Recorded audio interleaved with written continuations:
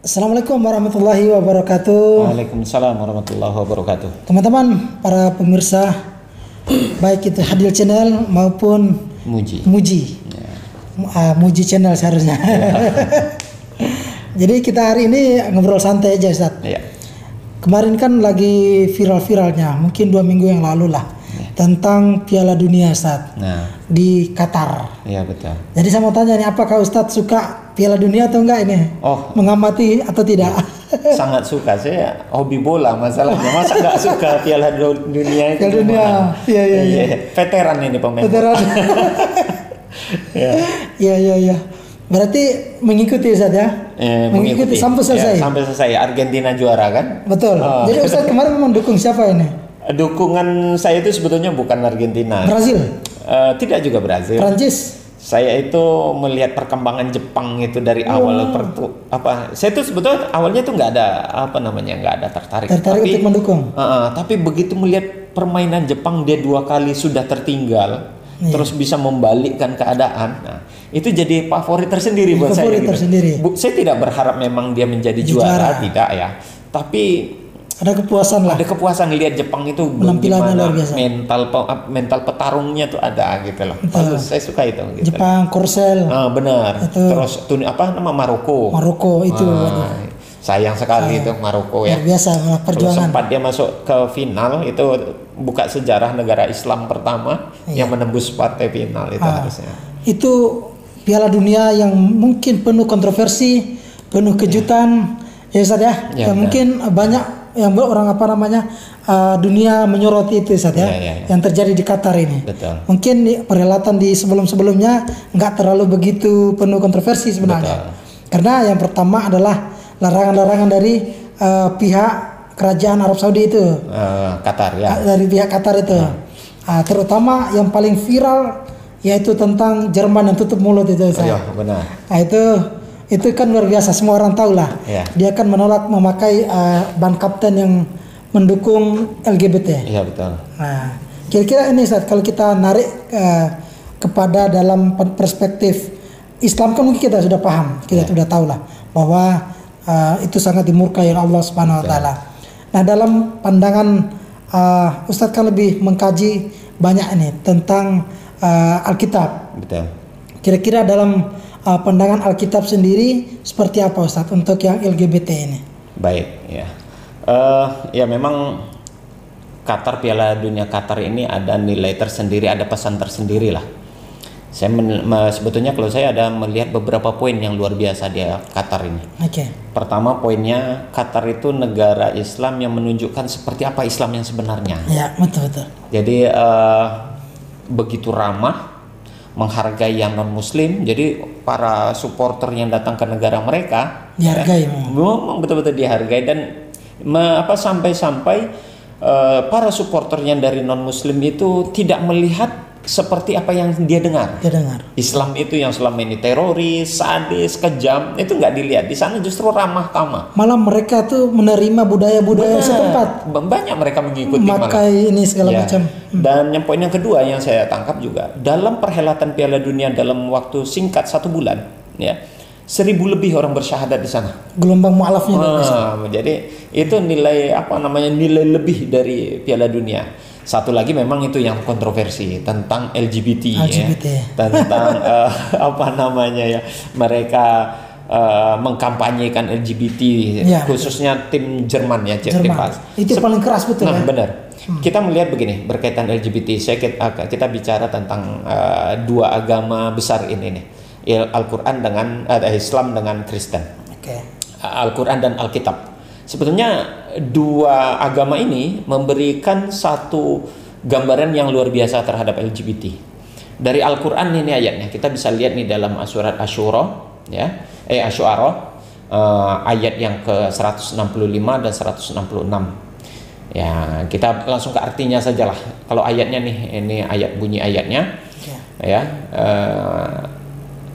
Kalau artinya, mengapa kamu mendatangi jenis laki-laki di antara manusia dan kamu tinggalkan istri-istri yang dijadikan oleh Tuhanmu untukmu, bahkan kamu adalah orang-orang yang melampaui batas. Nah, ya, ini sinyal itu sudah disampaikan. Kemudian apa yang dilakukan oleh tim Panzer Jerman ya. Nah, Allah sudah memprediksi nih apa yang mereka lakukan tutup mulut ini. Coba perhatikan ini baik-baik, surat Ibrahim ayat yang ke-9. Ya. Di dalam ayat ini dikatakan, lalu mereka menutup tangannya ke mulutnya. Ya. Kita coba bacakan dari awal lah artinya nih ya. Belumkah sampai kepadamu ya berita orang-orang sebelum kamu, yaitu kaum Nabi Nuh, Ad, Samud, dan orang-orang sesudah mereka. Tidak ada yang mengetahui mereka selain Allah. Telah datang rasul-rasul kepada mereka membawa bukti-bukti yang nyata. Lalu mereka menutup tangannya ke mulut-mulut mereka dan berkata, sesungguhnya kami mengingkari apa yang kamu disuruh menyampaikan kepada kami, dan sesungguhnya kami benar-benar dalam keraguan-raguan yang menggelisahkan terhadap apa yang kamu ajak kami kepadanya. Artinya mereka menolak tentang LGBT itu, tentang larangan LGBT dengan cara menutup mulut, dan itu sudah diprediksi oleh Allah. Sudah diprediksi mereka menutup tangannya karena kebencian karena kebencian. Mereka benci. Betul, dengan aturan dari Qatar itu kan. Mereka tidak terima gitu. Padahal kalau mereka mau, ini perspektif Al-Qur'an. Kita lihat perspektif Al-Qur'an, ini ayatnya. Ada 2 ayat, Asy-Syu'ara ayat 165 166 dan juga Ibrahim ayat 9. Kalau kita Alkitab ini kita buka ya, dalam Alkitab ini kita buka, ternyata larangan itu tidak hanya ada di dalam Al-Quran. Ada juga. Ada dalam Alkitab pun ada. Kita lihat ini ayatnya ya. Nah ini kita lihat dulu ayat-ayatnya ini. Nah ini di dalam kitab Imamat, pasal 18 ayat 22. Janganlah engkau tidur dengan laki-laki secara orang bersetubuh dengan perempuan, karena itu suatu kekejian. Jadi tidur dengan sesama lelaki seperti disamakan dengan tidur perempuan, itu suatu kekejian. Dalam Imamat pasal 20 ayat 13, bila seorang laki-laki tidur dengan laki-laki secara orang bersetubuh dengan perempuan, jadi keduanya melakukan suatu kekejian, pasti mereka dihukum mati dan darah mereka tertimpa kepada mereka sendiri. Jadi harusnya dihukum mati mereka. Mati itu jauh lebih keras daripada Al-Quran. Oh benar kan? Ini harus ada ini pelaksanaan itu. Kemudian di Roma pasal 1 ayat 26 sampai 27. Karena itu Allah menyerahkan mereka kepada hawa nafsu yang memalukan, sebab istri-istri mereka menggantikan persetubuhan yang wajar dengan yang tak wajar. Demikian juga suami-suami meninggalkan persetubuhan yang wajar dengan istri mereka yang menyala-nyala dalam birahi mereka seorang terhadap yang lain. Maksudnya laki-laki sama laki-laki ini. Sehingga mereka melakukan kemesuman laki-laki dengan laki-laki. Vulgar memang bahasanya. Benar. Dan karena itu mereka menerima dalam diri mereka balasan yang setimpal untuk kesesatan mereka. Jadi nyata ini ada 3 ayat yang menjelaskan tentang betapa diharamkan, dilarangnya itu LGBT. Ironis sekali. Jadi tim Panzer. Ya, kalau itu memang rata-rata apa Ustaz? Di Jerman sendiri ini menganut paham apa agama? Ini masalahnya gini nih. Di Eropa itu kan LGBT itu memang betul-betul dilindungi. Ya, artinya diberikan hak mereka lah untuk bisa mengembangkan hak asasi mereka untuk hidup, penyimpangan seksual dalam konteks Islam tanda kutip. Di sana justru itu diberikan hak. Sebetulnya bukan di Jerman saja, ada beberapa negara seperti Belanda, ya, Jerman, Prancis, Inggris, itu mereka memberikan satu perlindungan terhadap kaum LGBT.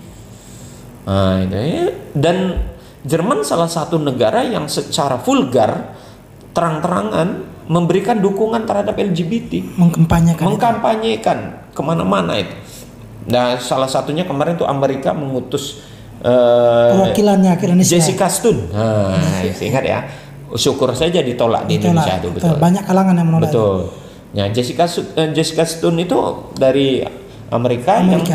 yang mencoba sebagai utusan untuk mempromosikan, mengkampanyekan LGBT itu untuk ke Indonesia.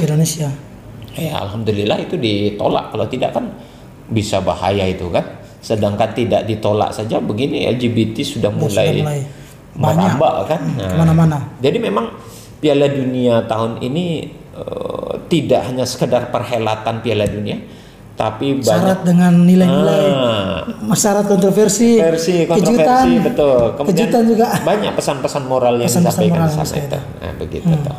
Luar biasa. Jadi kalau untuk negara-negara tadi yang Ustadz sebutkan itu, kalau dalam pandangan Ustadz, pengetahuan Ustadz sendirilah, itu mereka memang menganut kepada agama tertentu atau enggak itu? Pada umumnya yang mereka negara-negara yang melindungi LGBT itu mayoritasnya beragama Kristen. Ya, mereka mayoritas beragama Kristen.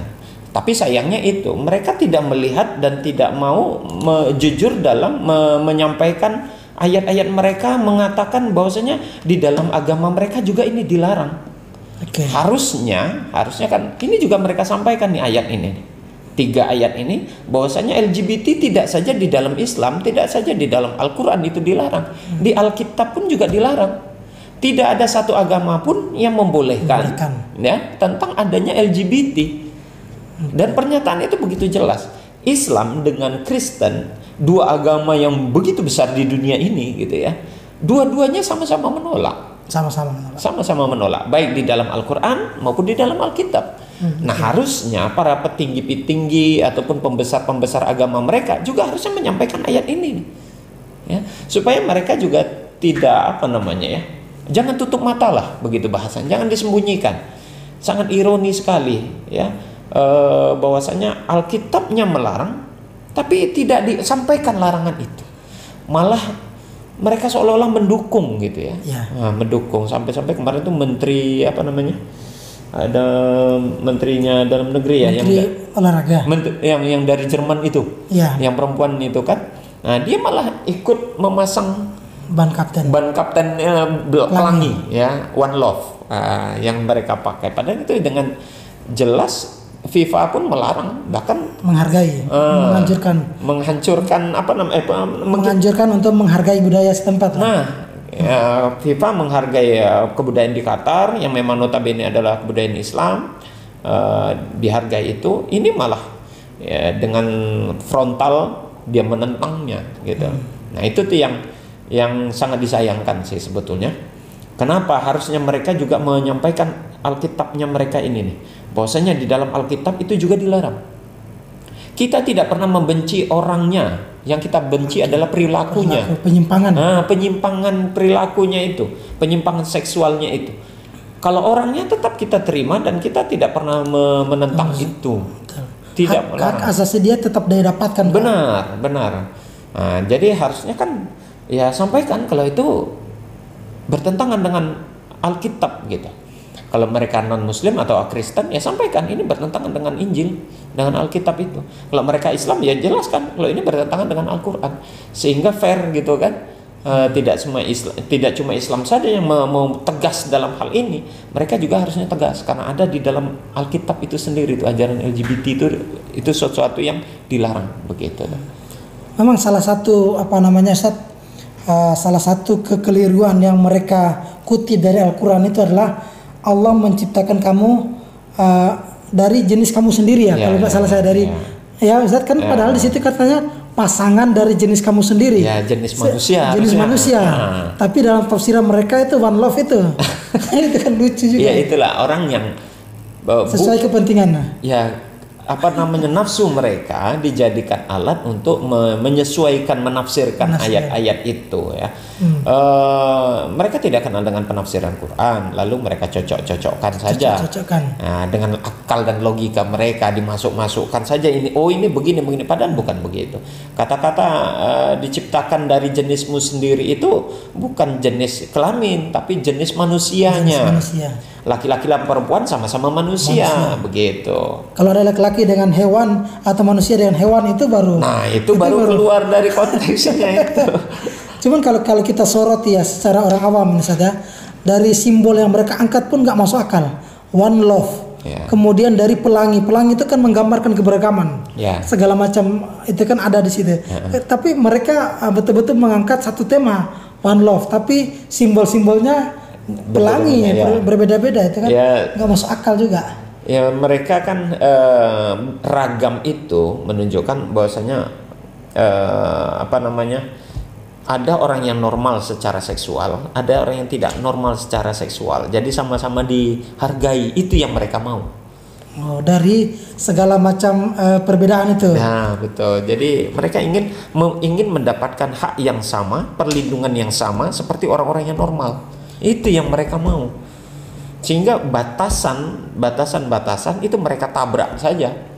Ya, itu tadi ada ayatnya, ada ketentuannya, itu ditabrak saja. Padahal kan dilanggar. Padahal kan secara aturan memang itu kan sudah nggak dibolehkan. Ya. Yang lebih dahulu aturannya. Ya. Tapi mereka menganggap aturan-aturan itu justru mengungkung kebebasan mereka, Ustaz ya. Ya itulah orang kalau sudah tertanam konsep spilis, sekuler, plural, liberal, jadi agama itu tidak dipakai. Nah, itu.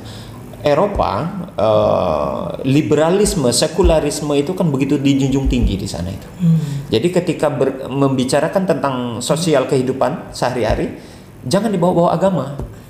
Nah, termasuk ini, LGBT itu dianggap hak individu, hak asasi seseorang. Nah, agama nggak usah ikut campur.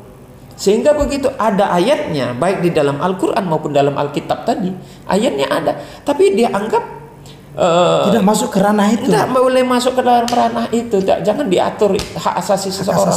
Nah, itulah menjadi masalah itu. Jadi ya ditabrak, aturan itu dilanggar. Nah, itulah jadinya. Betul. Jadi memang mereka belum dapat hidayah aja, Ustaz ya. Ya, memang. Belum dapat hidayah. Hidayah itu tidak dapat dilabelkan dan tidak bisa wariskan dengan mudah memang. Iya. Luar biasa. Jadi itulah teman-teman, jangan kita mudah tergoyah ya, mungkin karena kita fans Jerman jadi saya bersyukur juga itu Jerman itu bisa pulang duluan. Nah, itu alhamdulillah biar nggak banyak gaya dia kan. Ya, bahaya itu kalau banyak gaya dia nanti besar kepala kan? Jadi Allah benamkan dia. Benamkan. Gitu. Oke, sampai jumpa dalam kesempatan